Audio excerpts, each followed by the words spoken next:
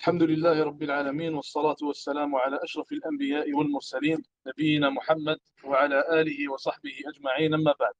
السلام عليكم ورحمة الله وبركاته. Aujourd'hui, Inch'Allah Ta'ala, nous allons voir les signes de la fin des temps.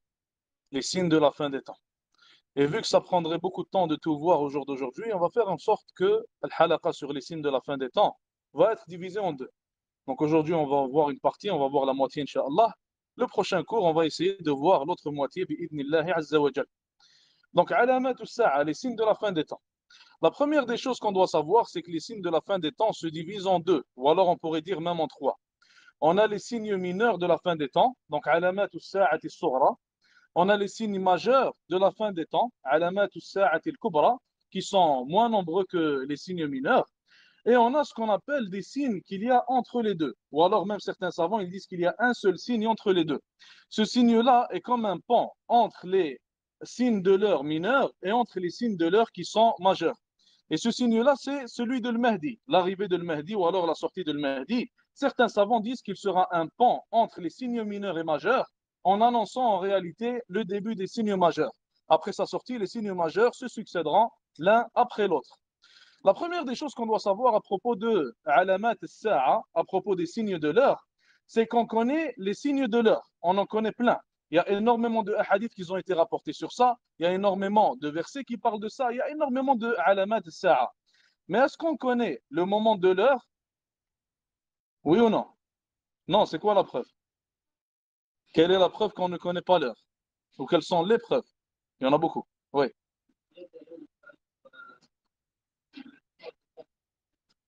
Sallallahu alayhi wa sallam.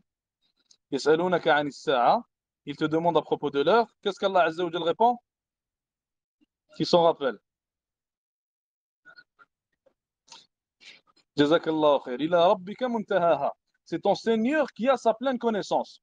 Dans un autre hadith plus clair, le prophète sallallahu alayhi wa sallam, le hadith qu'on connaît comme étant le hadith de Jibril. Le Nabi alayhi salatu salam, Jibril alayhi salam est venu le voir. Il est venu poser certaines questions devant les compagnons, radiyallahu anhum, pour leur apprendre leur religion. La première des choses importantes qu'on tire de ce hadith, c'est qu'il est permis pour une personne de demander des questions à un cheikh, à un savant, etc., devant les gens, s'il pense que la réponse de ce cheikh va bénéficier aux gens. Mathalan, je vous donne un exemple. Il y a un cheikh, par exemple, un savant qui est assis, et il n'a pas parlé d'un certain sujet qui est peut-être problématique dans un certain endroit. Mathalan, un péché qui est beaucoup commis dans tel ou tel endroit, telle ville, tel village, etc., ou tel pays. Il est permis pour la personne de demander au cheikh des questions à propos de ce péché-là, pour que le cheikh réponde et que les autres bénéficient de ces réponses-là. Car il est possible que le cheikh n'ait pas la pleine connaissance du terrain dans lequel il est, du pays dans lequel il est. Donc, il est possible qu'il rate certains sujets, ou alors qu'il rate certaines informations. Donc, ça, c'est la première des choses qu'on tire de ce hadith. Par après, Jibril, alayhi salam, vers la fin du hadith, il dit quoi? Il demande au prophète, alayhi salatu wassalam, le moment de l'heure. Il lui dit quand est-ce que l'heure aura lieu? Le Nabi alayhi salatu wassalam répond en disant, celui qui est questionné n'a pas plus de connaissances à son propos que celui qui le questionne. Ça veut dire ni le prophète alayhi salatu wassalam, qui est le meilleur des prophètes et messagers et la meilleure des créatures, ni lui, il a cette connaissance, ni Jibril alayhi salam, qui est le meilleur des anges, n'a cette connaissance. Donc si ces deux-là ne l'ont pas, qui est-ce qui l'aura? Personne d'autre ne l'aura. Allah Azza wa Jal a dit que, dans un hadith de Nabi alayhi salatu wassalam, où il a cité 5 choses parmi ulum al-ghayb, parmi ilm al-ghayb, parmi la science de l'invisible, qui sont propres au prophète, à Allah Azza wa Jal seulement. Personne d'autre ne les connaît. Parmi les 5 choses, il y a le moment de l'heure. Quand est-ce que l'heure surviendra? Maintenant, la question c'est, est-ce qu'on a vraiment besoin de savoir quand est-ce que l'heure surviendra? Est-ce qu'on a besoin de cette connaissance? Si vous me dites non, pourquoi non? Pourquoi non? Le but, ce n'est pas de savoir quand est-ce qu'elle aura lieu. Le but, c'est d'être prêt pour cette heure-là. Quelle est la preuve? Un hadith clair à propos de ça.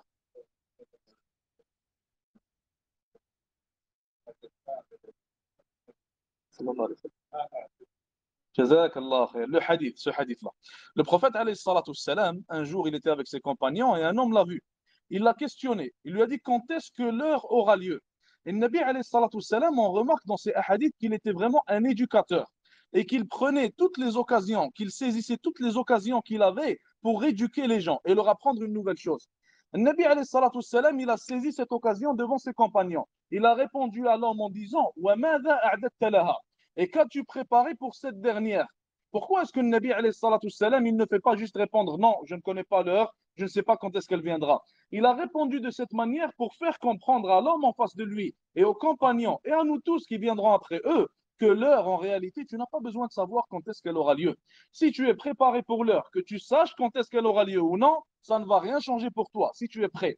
Et si tu n'es pas prêt pour l'heure, que tu saches quand est-ce qu'elle aura lieu ou non, ça ne va rien changer pour toi. La seule chose qui va changer, Inch'Allah Ta'ala, notre destin, entre parenthèses, où est-ce qu'on ira après la mort, c'est nos actions et notre préparation pour cette mort-là. C'est la seule chose qui va faire une différence. Une autre chose, il faut savoir qu'habituellement, l'être humain, il délaisse ce genre de sujet. Vous remarquez, subhanallah, que à cette époque-là, on ne voit pas beaucoup de halaqat, mathalan, ou alors beaucoup de khutab de l'Jumu'ah, ou alors beaucoup d'exhortations qui parlent de la fin des temps. C'est rare, ça se fait rare. Ça se fait de plus en plus rare. Le Nabi alayhi salatu salam, d'ailleurs, il a cité dans un hadith que le Dajjal va sortir le moment où on l'oubliera et le moment où il ne sera plus mentionné dans les manabir, ça veut dire pendant les Jumu'ah. Le moment où on va l'oublier et il n'est plus mentionné, c'est là qu'il va sortir. Les signes de l'heure sont aussi une chose qui n'est pas vraiment mentionnée. D'ailleurs, Allah Azza wa Jalla a dit à ce propos, dans le verset dans Surat Al-Anbiya, اقترب للناس حسابهم وهم في غفلة معرضون. Allah Azza wa Jalla a dit, le jugement des gens s'approche, il ne fait que s'approcher de plus en plus. وهم في غفلة, alors qu'ils sont dans l'insouciance, معرضون, et ils délaissent le rappel de l'heure, ils délaissent le rappel de la mort, ils délaissent le rappel de ce qui va arriver après celle-ci, de ce qui va arriver dans la tombe, etc. L'être humain, habituellement, l'insan, d'ailleurs, le mot insan, c'est tiré de quoi? C'est tiré de nisyan. L'être humain, il oublie. L'être humain, il ne fait qu'oublier. L'être humain, il y a un jour où son iman, il va être très fort, il va faire énormément de bonnes actions, il se sent très proche d'Allah Azza wa Jal. Le jour d'après, subhanallah, il ne fait rien du tout et il est très loin d'Allah subhanahu wa ta'ala. Par oubli, par insouciance, par le fait qu'il s'est noyé dans la dunya, qu'il s'est noyé dans les désirs, dans les shahawat, etc. Mais il faut garder en tête que ce genre de sujet, on doit toujours s'en rappeler. L'heure, on doit toujours s'en rappeler. Pourquoi on doit s'en rappeler? Car ça nous pousse à la préparation, ça nous pousse à la piété, ça nous pousse à la crainte d'Allah Azza wa Jal. Lorsque tu te rappelles qu'il y a des signes qui sont en train d'arriver et que la plupart des signes mineurs sont arrivés, selon beaucoup de savants, il y a même des savants qui disent que tous les signes mineurs sont arrivés, pour votre information. Donc, lorsque tu te rappelles de ça et lorsque tu vois l'état dans lequel nous sommes, et lorsque tu te rappelles que le Nabi, alayhi salatu salam, comme on va le voir, il a dit, il a dit, j'ai été envoyé, moi et l'heure, comme ces deux doigts, aussi proche que ces deux doigts-là. Ça veut dire l'envoi de Nabi alayhi salatu salam, juste après, qu'est-ce qui viendra après? L'heure, le jour du jugement. Donc l'heure, elle est proche et on ne sait pas quand est-ce qu'elle sera et on doit toujours s'y préparer, bi'idnillahi azza wa jal. Donc, comme on a dit, on va voir les signes mineurs de l'heure. On va en voir la moitié, on ne va pas tout voir. Bon, il faut savoir aussi qu'à propos des signes mineurs de l'heure, on peut pas, il n'y a pas vraiment quelqu'un qui a compté tous les signes de l'heure et qui a dit maintenant elles sont du nombre de 60 ou alors de 70 ou quoi que ce soit. Il n'y a pas de nombre exact, on va dire. Et ça, c'est relié à plusieurs facteurs. Maintenant, l'un des facteurs, c'est que certains savants, ils vont authentifier certains hadiths et d'autres non. Donc, celui qui va l'authentifier, un hadith par exemple qui parle des signes de l'heure, il va dire que ce hadith nous cite un des signes de l'heure. Celui qui va dire que le hadith est faible, il va dire non, on ne prend pas le contenu du hadith, donc ce signe de l'heure-là, il va le délaisser. Donc, il y a toujours eu divergence entre les savants à propos du nombre des signes de l'heure. Un autre point à garder en tête, c'est les signes de l'heure. Maintenant, si on voit l'un des signes de l'heure, l'un des hadiths qui parle d'une alama, d'un des signes de l'heure, que ce soit mineur ou majeur, si on le voit arriver devant nous, ou si on voit maintenant ce qui est décrit dans le hadith arriver devant nous, est-ce qu'on peut dire que ce hadith est arrivé? Est-ce qu'on peut dire par certitude que ce hadith vient d'arriver ou non? Ou comment est-ce qu'on devrait le dire? Je vous donne un exemple, مثلا, un exemple. Le Nabi alayhi salatu salam, dans le hadith de Jibril, encore une fois, il a dit que les Arabes, à un moment donné, un moment viendra où les Arabes qui étaient pauvres, qui n'avaient rien, vont commencer à rivaliser à propos de celui qui aura la plus grande tour. Et c'est ce qui est en train d'arriver de nos jours. Regardez à Dubaï, regardez en Arabie Saoudite, regardez maintenant le Bahreïn, Qatar, etc. Est-ce qu'on peut dire avec certitude que ce hadith-là s'est produit? Comment est-ce qu'on le dit alors? Qu'est-ce que vous en pensez? Donnez-moi des idées. Vas-y.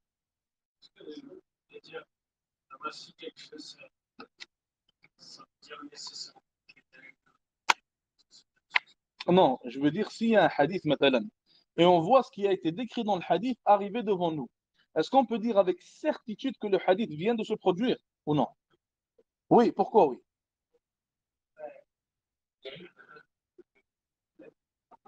Oui.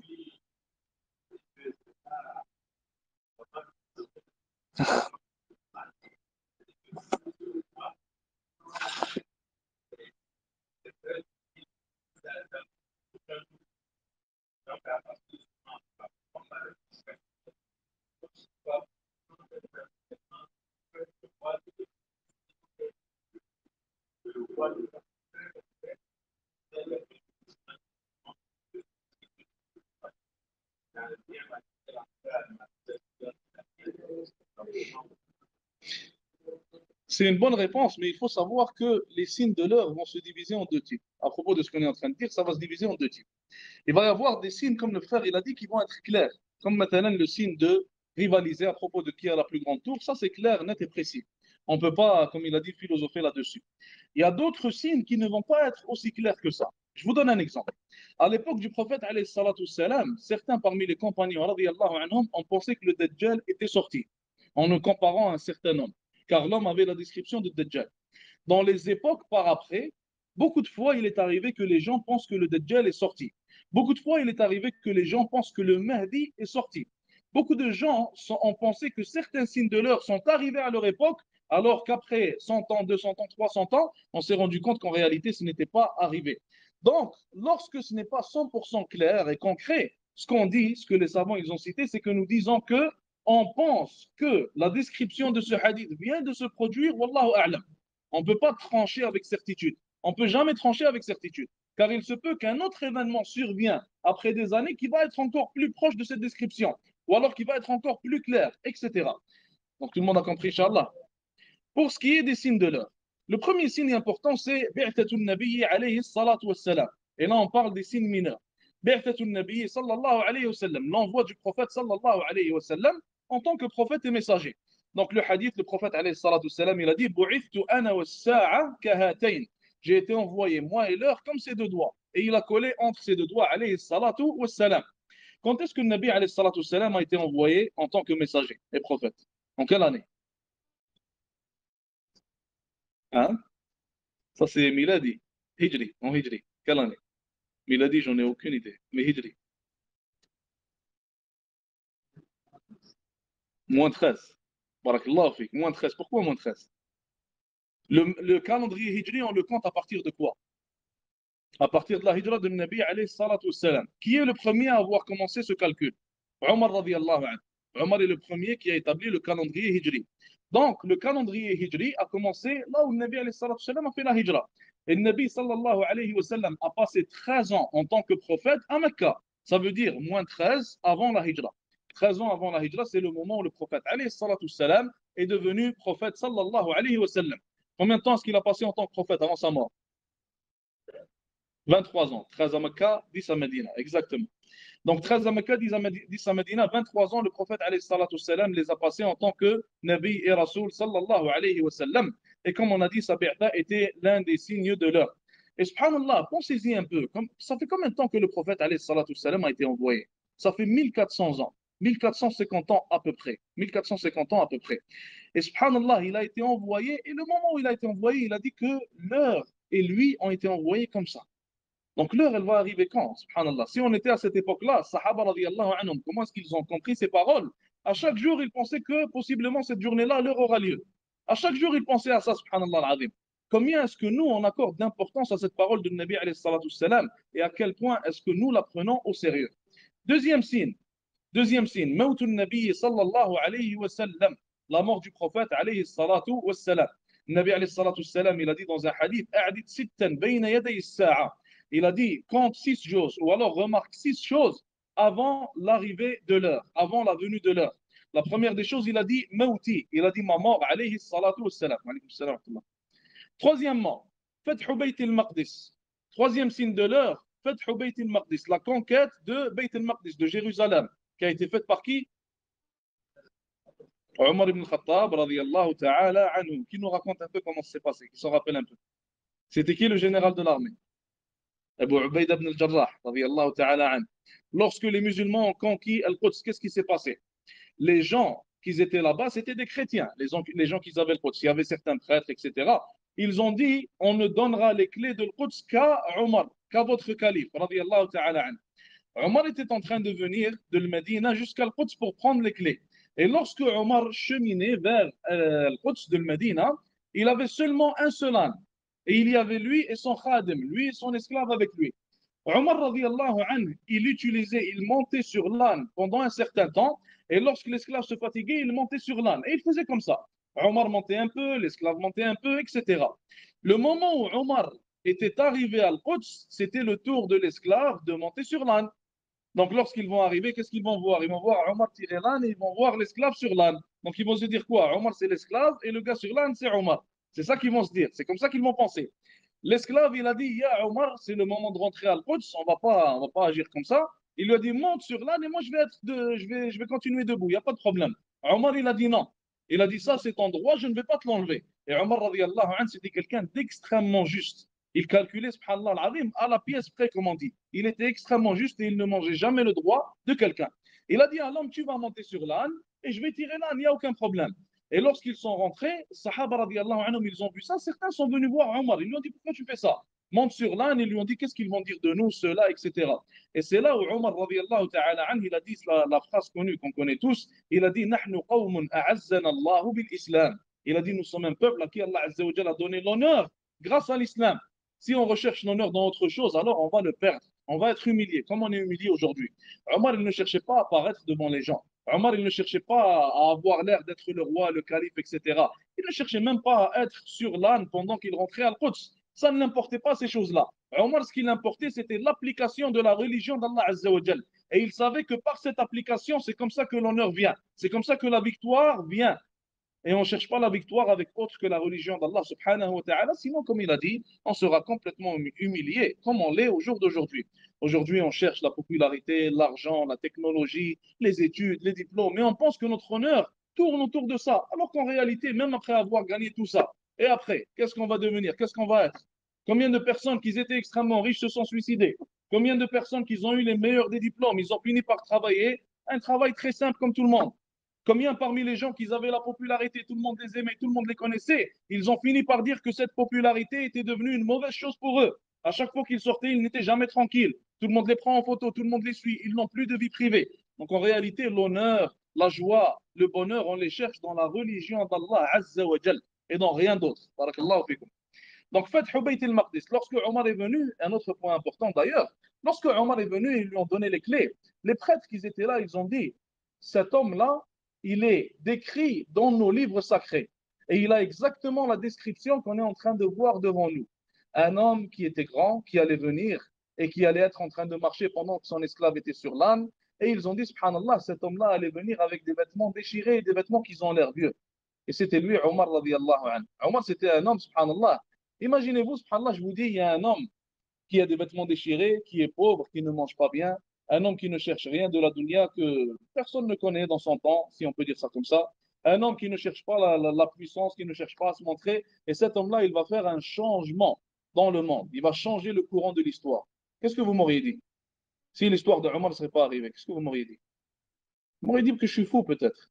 Déjà, dès que je vous dis qu'il a des vêtements tout déchirés, il se balade avec ça, vous allez dire, j'ai perdu la tête. C'est vrai ou non? Pourtant, Omar radiallahu anhu, il a changé le courant de l'histoire avec des vêtements déchirés, avec la pauvreté dans laquelle il vivait, avec, subhanallah, la simplicité dans laquelle il vivait, il a quand même changé le courant de l'histoire, radiallahu ta'ala anhu. Comme quoi, comme le frère il avait dit, ce n'est pas le matériel qui fait un impact. Ce n'est pas le matériel. C'est la religion d'Allah Azza wa Jalla, encore une fois. Quatrième signe. Quatrième signe. Ta'oun. Ta'oun ou Amwas. Ta'oun ou Amwas. Ta'oun, c'est quoi? Comment je pourrais vous dire Ta'oun? La Ta'oun, en fait, c'est une maladie qui se propage, comme la Covid, en fait. Un virus comme ça qui va se propager, qui va tuer les gens. Et ce Ta'oun, ce virus-là, il a eu lieu pendant la khilafa de Omar, pendant que Omar radiallahu anhu était calife, en l'an 18 après la Hijra. En l'an 18 après la Hijra de Nabi alayhi salatu wassalam. Beaucoup parmi les compagnons sont morts, radiallahu anhum. Beaucoup parmi les compagnons sont morts durant ce ta'un-là. Et le Nabi alayhi salatu salam, il l'a cité dans le même hadith où il a cité Fathu Bayt al-Maqdis. Donc le Nabi alayhi salatu salam, il a dit, le hadith que je vous ai dit, où il a dit de remarquer 6 choses avant la venue de l'heure, il a dit ثم موتان يأخذ فيكم كقعاص الغنم. Il a dit ثم موتان. Le mautan ici, le virus, le waba ou quoi que ce soit, ils ont dit, les savants, ils ont dit qu'il s'agit de ce virus-là qui est arrivé au temps de Omar radiyallahu ta'ala anhu. Beaucoup de gens sont morts. Et le Nabi alayhi salatu salam nous a donné une recommandation ou alors une obligation à propos des moments où des virus apparaissent. Qu'est-ce que le Nabi alayhi salatu salam nous a dit? Une obligation qui, si elle serait suivie, alors en réalité, les virus ne se propageraient pas. Qu'est-ce que le Nabi alayhi salatu salam a dit?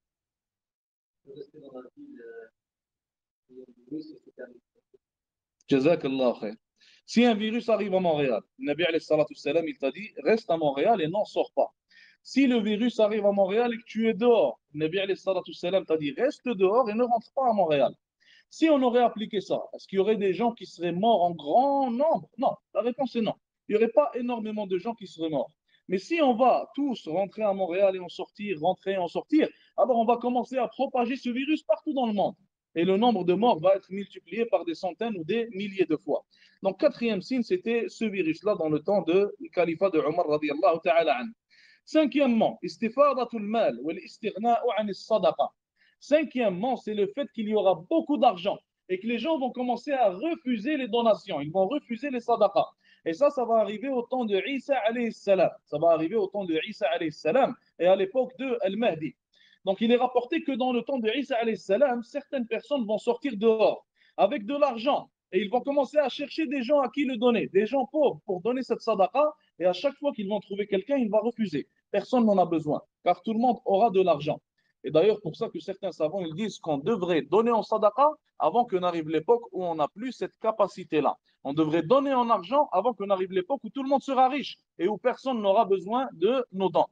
D'ailleurs, parenthèse qu'on peut faire avec ce qui se passe à Gaza, maintenant, subhanallah, regardez ce qui est en train de se passer. Des enfants qui meurent de faim. Un vieil homme en vidéo, subhanallah, il était debout en train d'attendre de la nourriture. Il est mort en attendant cette nourriture.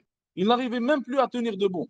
Il y a des médecins, j'ai lu aujourd'hui, subhanallah, qu'il y avait des médecins qui faisaient des opérations et qui perdaient conscience pendant qu'ils faisaient des opérations à cause de la faim et à cause du fait qu'ils n'aient rien à boire.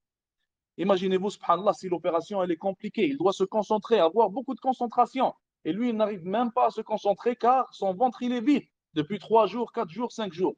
Donc le cas, il est vraiment sérieux et on devrait donner de ce qu'on peut. Et on devrait faire tout ce qu'on peut pour aider nos frères et sœurs. Et d'ailleurs, il faut garder en tête que quiconque a la capacité de faire quelque chose, mais ne le fait pas, il sera jugé pour ça devant Allah subhanahu wa ta'ala. Excusez-moi.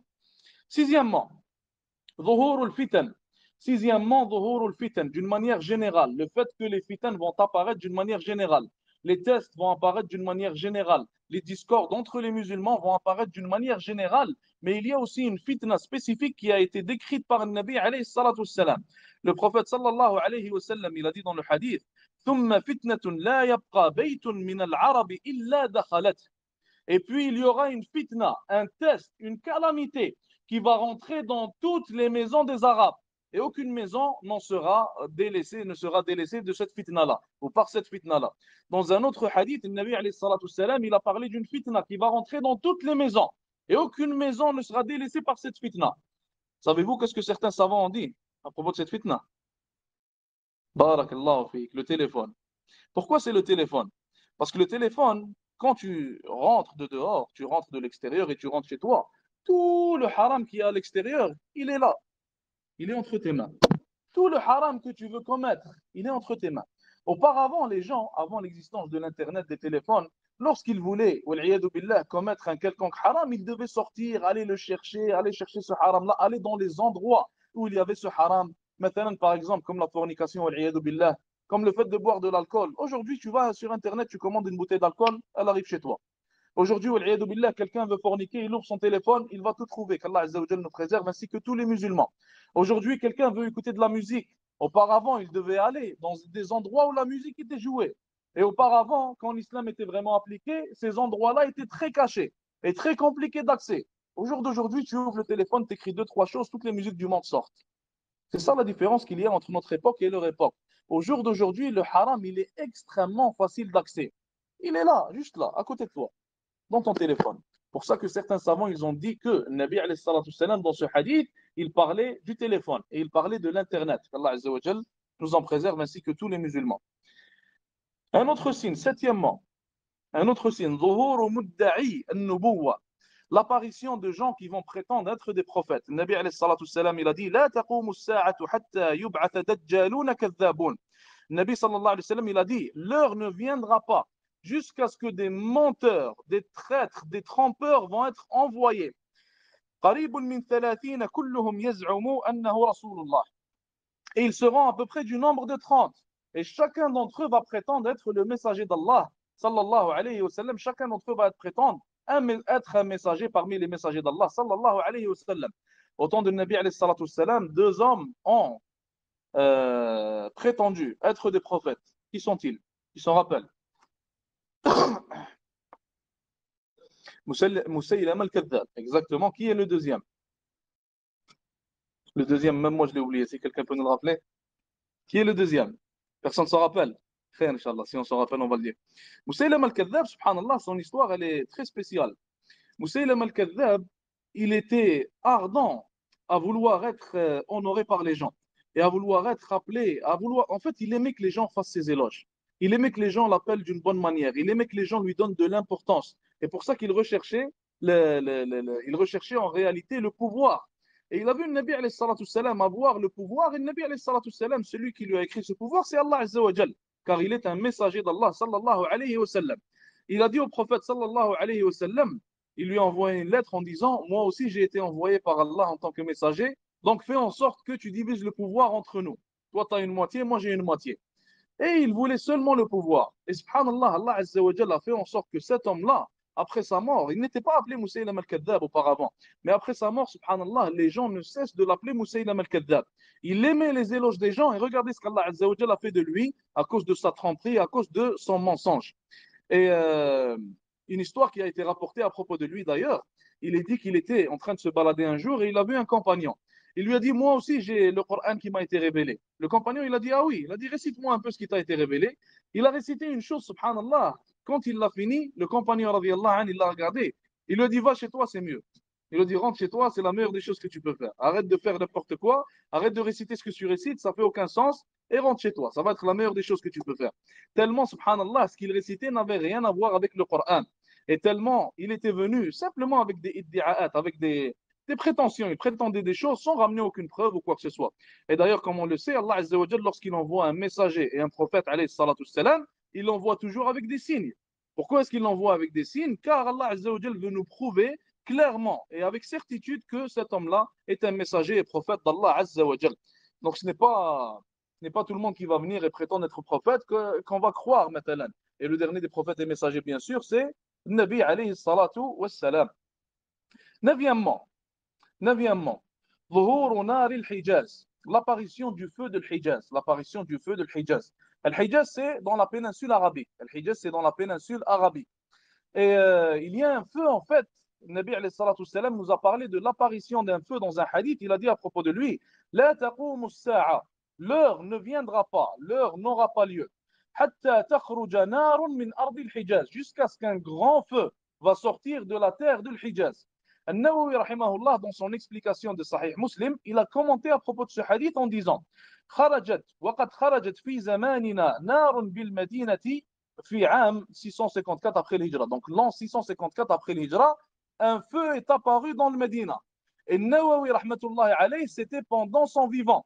Et il a décrit ce feu-là comme étant le feu de Al-Madina, le feu de l'Hijaz que le prophète alayhi salatu salam a cité dans le hadith. Et d'ailleurs, subhanallah, énormément de gens et beaucoup de savants ont cité que c'était ce feu-là qui était apparu à cette époque-là, 654 après la hijra du prophète, alayhi salatu wassalam. Donc ce signe fait partie des signes qui sont apparus. Une deuxième chose, ou plutôt une neuvième chose. Neuvième point. Intisharul amn. Neuvième point, intisharul amn. Le fait que la sécurité soit partout, en quelque sorte. Le fait que la sécurité soit partout. Qu'il n'ait plus de peur en réalité. Le Nabi alayhi salatu salam, il a dit, l'heure ne viendra pas jusqu'à ce qu'un homme sortira de Mecca jusqu'à l'Irak, ne craignant que le fait de se perdre. Ne craignant que le fait de se perdre. Sallallahu alayhi wa sallam. Auparavant, qu'est-ce que les gens craignaient lorsqu'ils voyageaient de telles distances? Qu'est-ce qu'ils faisaient habituellement? Si on traduit ça linguistiquement, c'est ceux qui coupaient les routes. Donc, c'était des criminels qu'il y avait auparavant, des gens qui allaient couper la route des gens. Habituellement, ce qu'ils allaient faire, c'est qu'ils tuaient les gens pour prendre leur argent, pour prendre leurs biens, pour prendre leurs richesses, leurs bijoux, etc. Et ça arrivait même beaucoup pour les gens qui allaient faire le hajj. Il y avait des gens qui leur coupaient la route pour les agresser, pour leur prendre tout ce qu'ils avaient, alors qu'ils allaient vers le hajj à ce moment-là. Donc, le Nabi, alayhi salatu wassalam, imaginez-vous, dans une époque où il y avait des tribus complètes qui étaient connues pour faire ça. C'était leur seul travail, couper la route des gens. Le Nabi alayhi salatu wassalam disait aux compagnons, radiyallahu ta'ala anhum, qu'un jour viendra où l'un d'entre vous va prendre ses bagages et aller d'ici jusqu'à l'Irak sans ne craindre personne. Et il y a différentes narrations, différents hadiths qui ont rapporté cette même information-là. Et ce signe-là, wallahu ta'ala alam, il n'est pas encore arrivé. Ou alors on peut dire que ce signe peut arriver à certains moments et disparaître à d'autres. C'est vrai ou non? Dixièmement, dixièmement, le fait que les musulmans vont combattre les Turcs. Le fait que les musulmans vont avoir des combats contre les Turcs. Le Nabi alayhi salatu wassalam a dit لا تقوم الساعة حتى تقاتلوا الترك. L'heure ne viendra pas jusqu'à ce que vous combattiez les Turcs. Donc lorsqu'on parle de combattre les Turcs, bien sûr, on ne parle pas de ceux qui sont devenus musulmans. On ne parle pas de ceux qui sont musulmans entre les Turcs. On parle plutôt de ceux qui ont mécru, qui vont combattre les musulmans vers la fin des temps. Onzièmement, qitalul ajam. Onzièmement, qitalul ajam. Al-ajam, ça signifie quoi? Non-arabe. Jazakallahu khair. Donc on a l'arabe, les arabes, on a al-ajam, les non-arabes. Si quelqu'un fait partie des non-arabes, مثلا, et qu'il va vivre en terre d'islam et qu'il va commencer à parler l'arabe, et il fait partie des gens, est-ce qu'on va encore l'appeler ajami ou alors est-ce qu'on va l'appeler arabi? On va l'appeler arabi. On va dire que cette personne est un arabe. Quand on dit arabe, on ne parle pas arabe d'origine, mais on parle du fait qu'il est comme un arabe. Il parle l'arabe et il vit avec les arabes, il est exactement comme les arabes. Donc, pour ça que les savants, auparavant, quand quelqu'un voyageait maintenant à Sham, quand des gens devenaient musulmans parmi les Romains, ils voyageaient vers les terres d'islam, il apprenait l'arabe, il parlait l'arabe avec les gens, ils étaient appelés des arabes. Donc, on ne les appelait plus des ajam. النبي عليه الصلاة والسلام il a dit لا تقوم الساعة حتى تقاتلوا أوزا وكرمان قوما من العجم. Nabi alayhi salatu wassalam, il a dit l'heure ne viendra pas jusqu'à ce que vous combattiez Kaouz et Karman, qui sont un peuple parmi les Ajam, qui sont des gens, un peuple parmi les Ajam, parmi les non-arabes. Donc, il y a différents hadiths aussi qui ont été rapportés dans le combat des Ajam. Il y a d'autres hadiths du prophète alayhi salatu wassalam où il a dit que vous allez combattre les Romains. Il y a d'autres hadiths de Nabi alayhi salatu wassalam où il a dit qu'on va faire un pacte avec les Romains pour combattre un ennemi commun. Donc, il y a énormément de hadiths vers la fin des temps à propos des malahim, à propos des combats, etc. 12. Numéro 12. Daya'ul amana. Numéro 12. La perte de l'amana. Qu'est-ce que l'amana? L'amana, en réalité, c'est la confiance, si on peut dire ça comme ça. La confiance. Les gens ne seront plus des gens de confiance. Les gens seront des menteurs à un certain moment donné. Le Nabi alayhi salatu wassalam, dans ce hadith et dans beaucoup d'autres, il a dit حتى يؤتمن الخائن ويخون الأمين.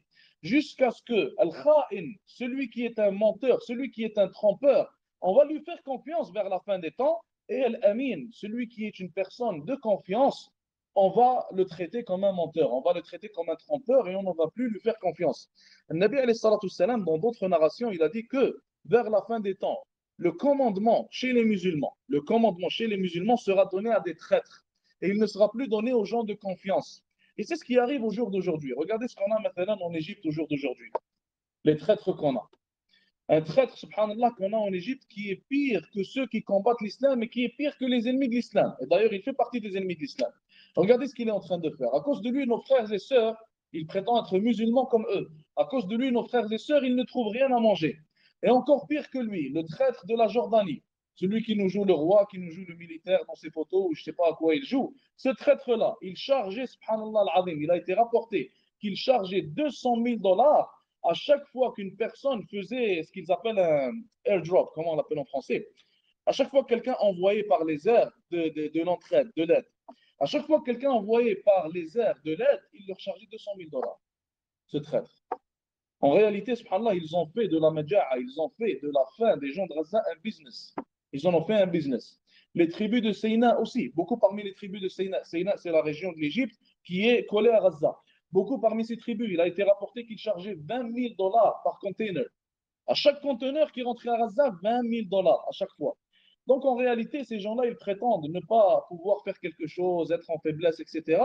Alors que, subhanallah, ils ont l'Égypte, maintenant, elle a l'une des plus grandes armées d'Afrique, la Jordanie aussi, tellement d'argent qu'ils mettent dans leur armée. Même, on ne leur demande même pas de faire bouger les armées, ils ne vont pas le faire. Ce sont des traîtres. Mais, subhanallah, ils ne laissent même pas de l'eau, subhanallah, rentrer pour que les gens de Gaza ne meurent pas. Ces traîtres-là. Wallah musta'an. Donc, comme le Nabi alayhi salatu salam, il a dit, vers la fin des temps, les traîtres auront le commandement dans la Ummah. Les traîtres auront le commandement et les gens de confiance ne l'auront plus. Auparavant, ce n'était jamais comme ça. Auparavant, quand on choisissait quelqu'un comme calife, maintenant des musulmans, on regardait toujours qui est-ce qu'il était. Est-ce que c'est une personne de confiance? Est-ce que c'est un trompeur? Est-ce que c'est quelqu'un qui veut le bien des musulmans? Est-ce que c'est quelqu'un qui va vouloir le bien de l'islam? Est-ce que c'est quelqu'un qui va tout donner pour la religion d'Allah Azza wa Jal? Au jour d'aujourd'hui, on a des gens, ils donnent tout pour leur trône. Et ils feraient tout pour rester sur ce trône-là, quitte à tuer tous les musulmans qui restent. Treizièmement, treizièmement, treizièmement, le fait que le ilm sera retiré. Le fait que le ilm sera retiré. Et le fait que le jahl, l'ignorance, sera propagée. Le fait que l'ignorance sera propagée. Comment est-ce que le ilm est retiré? Ça a été cité dans un hadith. قبل العلماء جزاك الله خير. Nabi alayhi salatu salam, il a dit que le ilm ne sera pas retiré en le retirant des poitrines des gens. Allah Azza wa Jal ne va pas le retirer des poitrines des gens. Mais Allah Azza wa Jal va faire en sorte que les gens qui portent ce ilm-là, qui portent cette connaissance, vont mourir l'un après l'autre. Comment est-ce que se passe Dhuhur al-Jahl? Comment est-ce que l'ignorance apparaît et se propage à notre époque? Maintenant, n'importe qui, les réseaux sociaux, jazakallah khair. N'importe qui ouvre Instagram, il va se dire Cheikh Foulan, Cheikh ceci, Cheikh cela, étudiant en sciences ceci, cela, Abou Foulan, il va rentrer, il va faire des vidéos, il va dire oui, le hukm de cette chose, c'est telle chose. Le jugement de cette chose, c'est que c'est halal, ou alors c'est que c'est haram, n'ayant aucune connaissance à propos de la religion d'Allah Azza wa Jal. Et la pire calamité dans tout ça, ce n'est pas ces gens-là qui cherchent la popularité. Il y aura toujours des gens qui vont chercher à être vus. Et ils vont tout utiliser pour ça. Même la religion d'Allah Azza wa Jal, ils vont l'utiliser pour ça. La pire calamité, c'est qu'il y a des gens qui vont les écouter.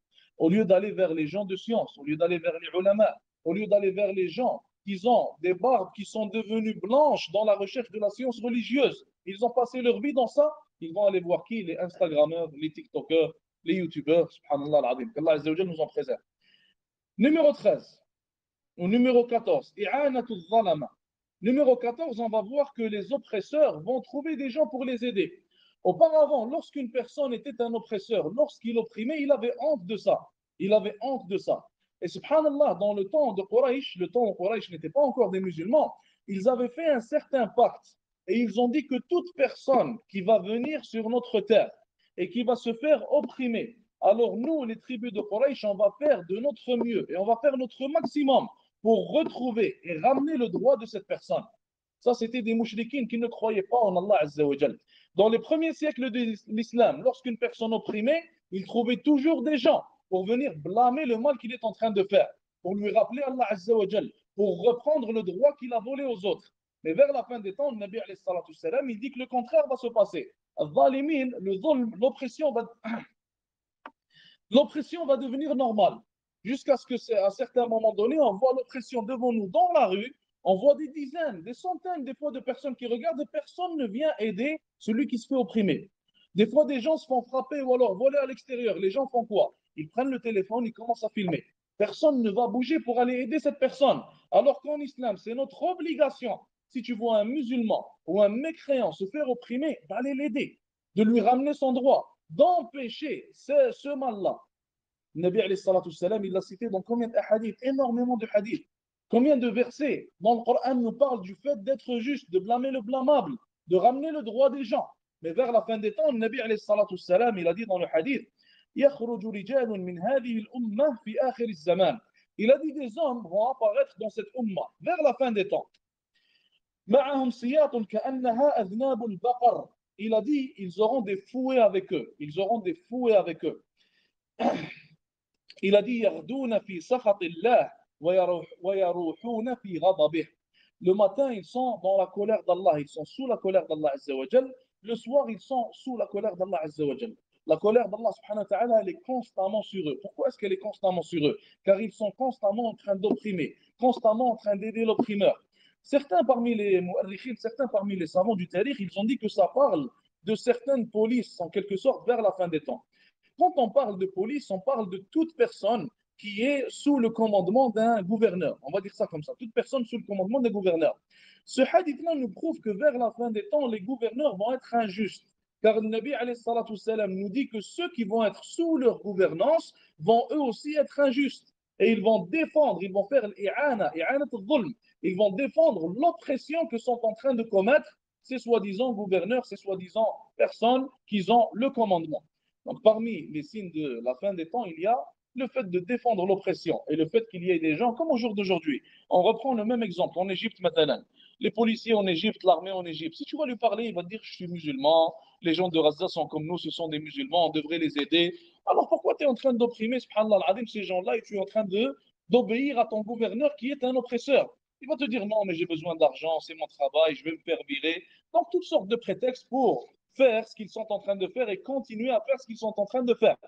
Et dans le temps de l'imam Ahmed, quand il était en prison, un homme est venu le voir. Un homme qui était un garde dans la prison.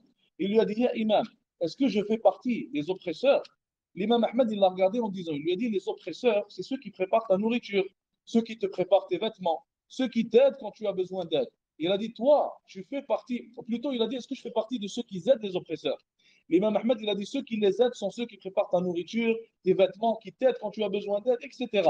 Il a dit, mais toi, tu fais partie des oppresseurs, pas de ceux qui les aident. Tu fais partie des oppresseurs en personne. Qu'Allah Azza wa Jalla nous en préserve. Et ça, c'est très, très dangereux, l'Ikhwa. Wallahi, c'est très dangereux. Le Nabi alayhi salatu salam, il a dit que l'oppression sera pour la personne des ténèbres le jour du jugement. Ça va être des ténèbres pour lui. C'est mieux de régler l'oppression qu'on a fait dans notre vie, dans cette dunya, et de demander pardon dans cette dunya, et de s'efforcer à ne pas être un oppresseur, à ne pas opprimer personne. Et il est mieux pour la personne d'être un opprimé que d'être un oppresseur. Car Wallah, ici, si on voit, subhanallah, ce qui nous attend le jour du jugement, si on opprime quelqu'un, Wallah, on pleurerait jusqu'à la fin de notre vie. Il faut faire très attention à ce genre de choses. Ne jamais voler le droit d'une personne. Quinzièmement, Quinzièmement, intisharu zina, le fait que la fornication devienne propagée et commune partout. Et ça, on n'a pas besoin de commenter, c'est quasiment partout, sur les téléphones, à l'extérieur, dans les travails, à l'école, partout, partout, partout, à l'extérieur, c'est partout, partout où on peut le penser. Même, subhanallah, il y a un hadith du prophète, alayhi salatu salam, une autre narration qui rapporte que vers la fin des temps, il y a des gens qui vont, être dans des endroits publics et ils vont commettre cette fahisha, commettre cette turpitude-là. Le Nabi alayhi salatu salam, dans le hadith, il a dit وَيَظْهَرُ الزِّنَا. Donc parmi les signes de l'heure, c'est que zina, la fornication, soit propagée.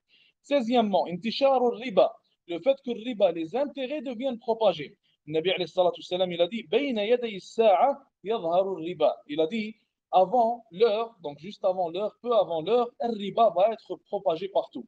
Au jour d'aujourd'hui, subhanallah, même certains criminels, Allah, on devrait les appeler des criminels, ils font penser aux musulmans que le riba c'est halal. Ils leur font penser que les intérêts sont halal. Et ils combattent pour ça, ils te ramènent des soi-disant preuves qui sont en réalité des ambiguïtés. Et ils font de leur maximum pour que les gens commettent le riba. Si tu veux commettre le riba, tu es en train de commettre un péché très grave. Allah Azza wa Jal, il a dit que celui qui commet le riba, il va فَأْذَنُوا بِحَرْبٍ مِّنَ اللَّهِ وَرَسُولِهِ. Alors préparez-vous, Allah Azza wa Jal parle à ceux qui font le riba. Alors préparez-vous à une guerre de la part d'Allah et de son Seigneur et de son messager, excusez-moi, sallallahu alayhi wa sallam. L'un des compagnons, il a dit que le jour du jugement, celui qui aura commis le riba, on va lui donner une épée et une armure. Et on va lui dire, va combattre Allah Azza wa Jal si tu le peux. Va combattre Allah Azza wa Jal si tu le peux. Subhanallah. Remarquez à quel point ce n'est pas des blagues. Mais si quelqu'un commet le riba, maintenant, qu'Allah Azza wa Jal nous préserve et nous protège de cela, pourquoi est-ce qu'il va appeler les autres à commettre le riba à chaque fois? Pourquoi est-ce qu'il veut propager, faire la da'wa à riba? Il fait la da'wa pour que les gens aillent faire riba avec lui. Il ne veut pas se sentir seul. Subhanallah, pourquoi? Tu as commis un péché, va demander pardon à Allah Azza wa Jal, repentis-toi. Certains, subhanallah, lorsqu'ils commettent un péché, ils pensent qu'ils deviennent complexés. Ils pensent qu'ils doivent s'innocenter. Ils pensent qu'ils doivent trouver des routes pour dire aux gens que ce péché-là, il est halal et non pas haram, pour ne pas se sentir mal. Le fait de commettre un péché et de se repentir et de se sentir mal pour ce péché-là, c'est bien mieux pour la personne que de commettre le péché et de faire ce qu'on appelle l'istihlal, de citer que ce péché-là, il est halal. Quelqu'un qui cite qu'une chose faisant partie de la religion d'Allah est halal peut sortir de l'islam à cause de ça. S'il y a un verset clair qui parle de quelque chose, qui dit qu'elle est haram, toi tu viens, tu dis non, cette chose-là elle est halal, tu sors de l'islam, tu sors de la religion d'Allah Azza wa Jal. Tu es en train de mécroire en ce verset-là, ou mécroire en ce hadith-là. Donc il faut faire très attention à ça, l'ikhwa. 17. ظهور المعازف واستحلالها. L'apparition des instruments de musique, donc pas l'apparition mais la propagation, donc il y en aura beaucoup plus, il y en a beaucoup plus au jour d'aujourd'hui, واستحلالها. Et le fait que des gens parmi la communauté vont dire que la musique, elle est halal, les instruments sont halal. Le Nabi alayhi salatu salam, il a dit vers la fin des temps, des peuples vont apparaître, des gens de ma communauté vont apparaître, et à la fin il a dit يستحلون الحرى والحرير والمعازف. Donc, ils vont citer que les ma'azif sont halal. Ils vont penser que les instruments de musique sont halal et ne sont pas illicites. Et d'ailleurs, énormément de gens pensent ça. Énormément de gens au jour d'aujourd'hui, ils vont te dire, oui, les instruments de musique sont halal. Quelle est ta preuve? Quel est le savant que tu suis? Ah, Ibn Hazm, il a dit que c'est halal. Ibn Hazm, il a dit que c'est halal. Vous savez qu'Ibn Hazm, subhanallah, il fait partie des savants les plus stricts et les plus durs. Sauf qu'ils veulent le suivre seulement dans ce qui est relié à la musique. Si tu veux suivre Ibn Hazm, suis-le dans tout.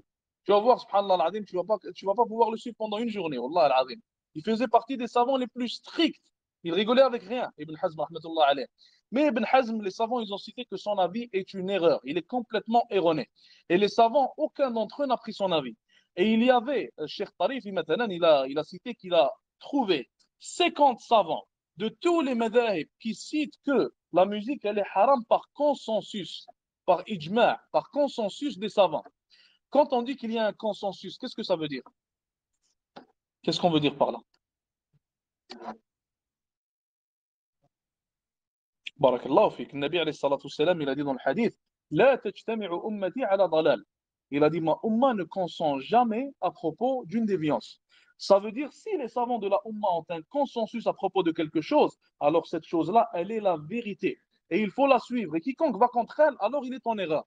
Donc avant qu'Ibn Hazm nous dise que les instruments sont halal, il y a eu 50 savants des 4 madhahib avant lui, et beaucoup plus de savants que ça, beaucoup plus que 50, qui ont cité qu'il y a un ijma', que la musique, elle est haram, que les instruments sont haram. Pour ça que l'avis d'Ibn Hazm, il est complètement erroné et il n'est pas à prendre. 18. Signe numéro 18. Le fait que les gens vont beaucoup boire al-khamr, al-khumur. Le fait que les gens vont beaucoup boire al-khumur, et le fait que les gens vont dire que le khamr est halal. Aujourd'hui, comment le khamr il est appelé? Comment est-ce que certains l'appellent? Mashroub rouhi. Ils l'appellent une boisson spirituelle, masha'Allah. Pourquoi la boisson spirituelle? Comme ça, on ne dit pas que c'est le khamr. Si tu dis boisson spirituelle, c'est plus facile de dire qu'il est halal. Tu as plus de terrain de négociation. Mais si tu dis le khamr, là, tu peux plus. Oui. Jazakallah khair. C'est exactement ça que je voulais vous dire. Le Nabi alayhi salatu salam, il a dit que les gens vont appeler l'alcool par un autre que son nom, par un nom autre que le sien. Masharib al-ruhiyya, donc les boissons spirituelles, à ce qui paraît. Donc, le fait que tu changes le nom ou quoi que ce soit, ça ne change pas le jugement. Si le jugement d'une chose, elle est haram, tu peux l'appeler avec 100 noms si tu veux, ou alors 200 ou 300. Ça ne va jamais changer le jugement de cette chose-là, qui est al-hurma, qui est le fait qu'elle est illicite. Tu avais une question, je pense, hein? Oui. Ah, ok, barakallah fik. Barakallah fik. 19. Point numéro 19. Zakhrafatul masajid. Le fait que les masajid vont être embellis. Quand on parle d'embellir, on ne parle pas du fait que le masjid soit propre ou bien fait ou quoi que ce soit. On parle du fait que l'embellissement va être un peu abusé. On va y donner trop d'importance. Les masajid vont être énormes alors qu'il n'y a personne qui prie dedans. Les masajid vont être énormes alors qu'ils ne vont pas servir à leur tâche de masjid, qui est le fait d'apprendre aux gens leur religion, qui est le fait d'être un guide pour la communauté, que ce soit en Occident ou alors dans les pays musulmans.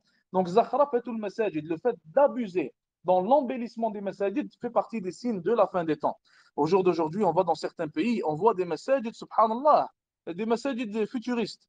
Comme tu vois maintenant à Qatar, dans certains pays, les masajid, ils sont faits d'une manière qui n'a jamais été faite auparavant. Et quand tu rentres à l'intérieur, il y a une ligne de gens qui prient. Quand tu rentres à l'intérieur, il n'y a jamais de cours d'apprentissage de la aqidah, du fiqh, etc. Wallah, il y a un masjid qui est extrêmement petit, qui fait la taille d'une chambre, où on apprend aux gens leur dîn, où on apprend aux gens leur religion, où on défend la religion d'Allah Azza wa Jal, est beaucoup mieux qu'un masjid qui fait des kilomètres, où il n'y a personne et qui ne sert strictement à rien, à part à être pris en photo. Donc le zakhrafa del masajid, l'embellissement des masajid, c'est un signe parmi les signes de la fin des temps. Mais c'est permis dans un cas. C'est permis dans un cas. Quel est ce cas-là? C'est permis dans quel cas? Omar ibn Abd al-Aziz, qui était le petit-fils de Omar ibn Khattab, il est allé, rahmatullahi alayhi, à Sham. Il était le calife à cette époque-là. Il est allé à Sham. Il a vu que les masajid de Sham étaient très beaux et très grands. Les mosquées étaient très belles et très grandes. Il a dit, pourquoi est-ce que vous avez fait ça? Car Omar ibn Abdelaziz était un savant. Il est au courant que ça fait partie des signes de la fin des temps et que ce n'est pas licite de faire ça. Ils ont dit qu'ils ont fait ça pour montrer aux mécréants que les musulmans, eux aussi, ils savent faire des choses.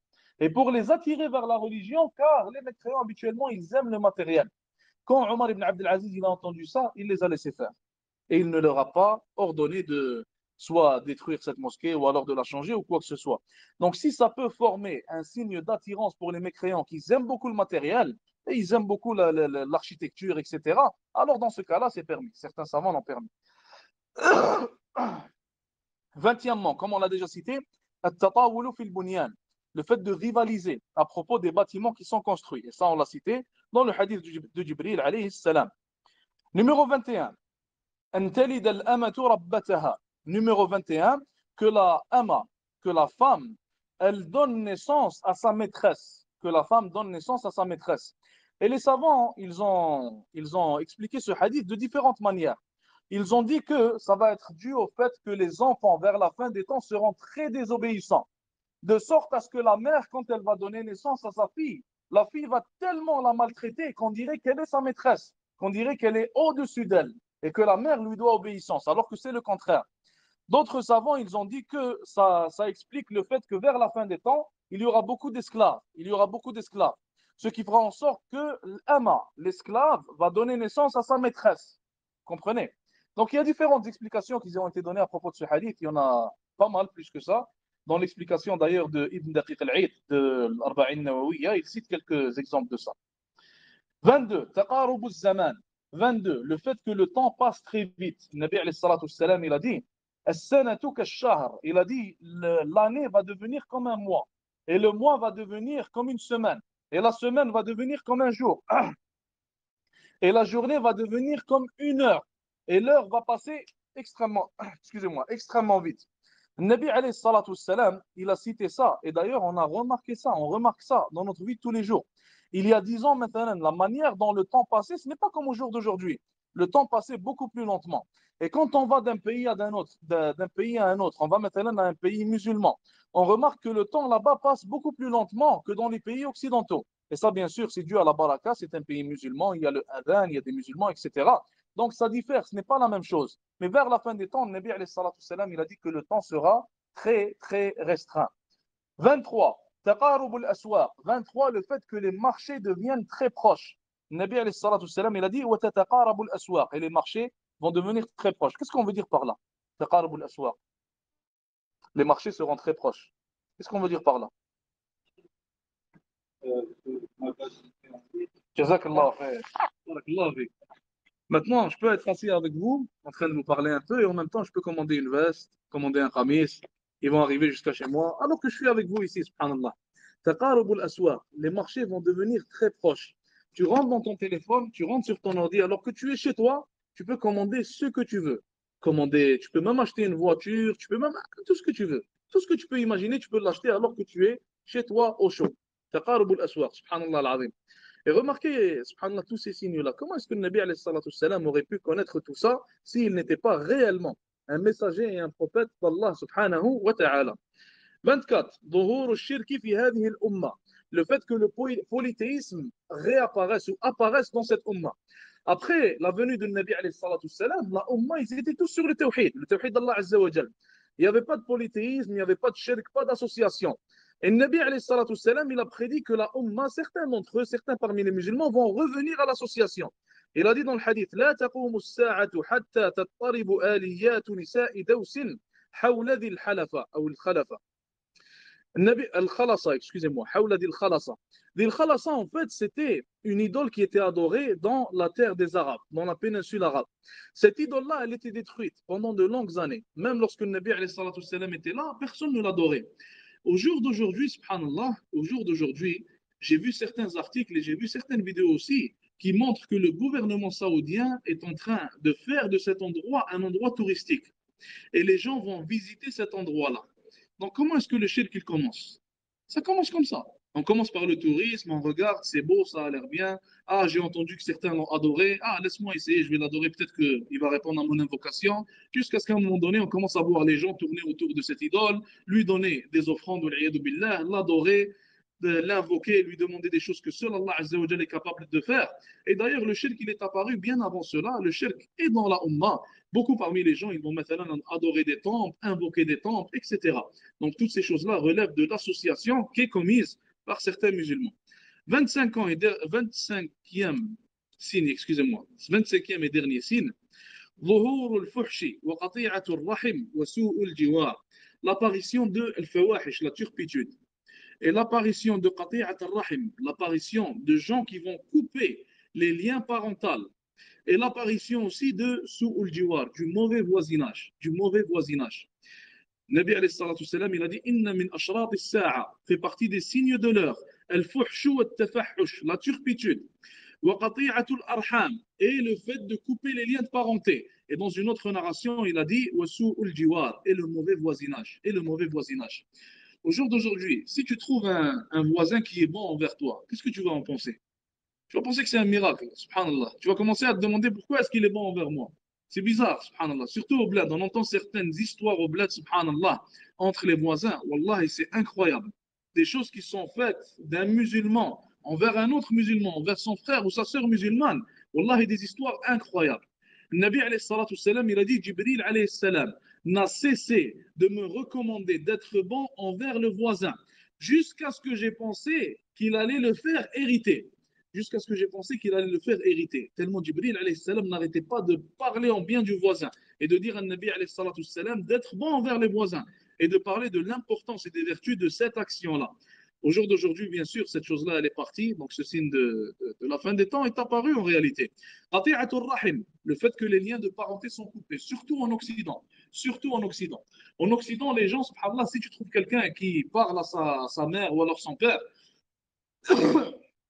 qui leur parle tous les jours ou leur accorde de l'importance tous les jours, alors déjà ça, tu vas trouver que c'est un miracle. Oublions, subhanallah, les tantes, les oncles, les gens lointains, le fait de couper les liens de parenté. Le Nabi alayhi salatu salam, dans un hadith, il a dit que le lien de parenté, al-rahim, il s'est accroché au trône d'Allah Azza wa Jal. Et Allah Azza wa Jal lui a dit, serais-tu satisfait si je coupe celui qui te coupe et que je relie celui qui te relie? Et Ar-Rahim a répondu, oui, ô mon Seigneur, je serai satisfait de cela. Remarquez l'importance. Celui qui coupe le lien de parenté, Allah Azza wa Jal va couper son lien avec lui. Celui qui lie son lien de parenté, appelle ses parents, appelle les gens proches de lui et ne brise pas les liens de famille, Allah Azza wa Jal va lui aussi s'occuper de lui et lui prêter de l'importance et ne pas le délaisser. Et l'apparition des turpitudes, bien sûr, ça c'est une chose qui est claire. Et on en a parlé avec le fait que zina apparaît, l'alcool apparaît, et les riba apparaît, etc. On finit avec ça pour aujourd'hui, Inch'Allah. Est-ce qu'il y a des questions, des commentaires? نعم أخي.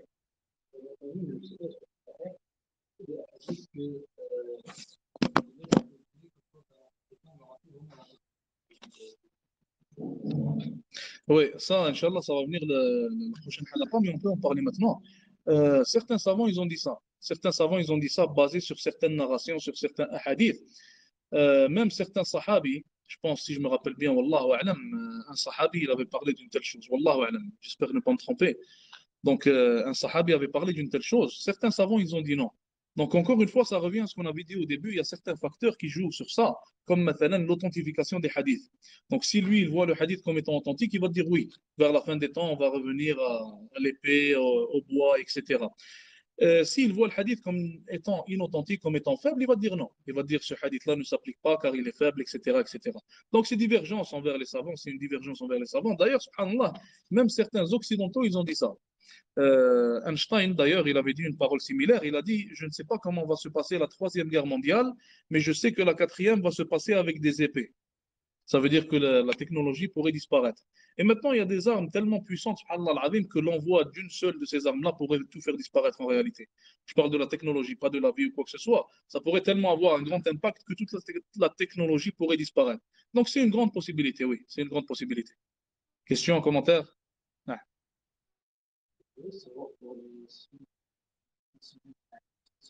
Sallallahu alayhi wa sallam.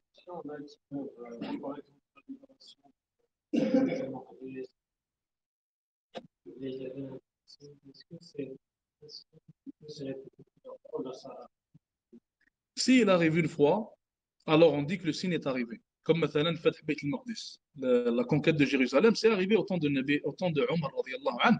Donc le signe est arrivé. Est-ce qu'il est possible que ça se répète? Ça va se répéter, mais on ne va pas dire que le signe est arrivé, car il est déjà arrivé avant ça. Tu comprends? Mais مثلا Beit al-Maqdis, subhanallah, jusqu'au jour du jugement, les communautés ne cesseront de se combattre pour cet endroit-là. Et parce que les juifs, en fait, ils trouvent une importance qu'ils accordent à cet endroit. Les chrétiens, c'est la même chose. Les musulmans, c'est la même chose. Donc chacun d'entre eux ne cessera de combattre pour avoir le contrôle de cet endroit. Donc est-ce que cet endroit va être disputé jusqu'à la fin des temps? La réponse est oui. Et c'est appuyé d'ailleurs par les hadiths du Nabi alayhi salatu wassalam, même par le Coran dans Surat al-Isra. C'est appuyé aussi avec des preuves de Coran, des preuves de hadith, des preuves parmi les athars du salaf, etc. Ça répond à la question. Jazakallah khair. Pas de questions, pas de commentaires. On arrête là, Inch'Allah. Jazakumullah khair. وصلى الله وسلم وبارك على نبينا محمد. السلام عليكم ورحمة الله وبركاته.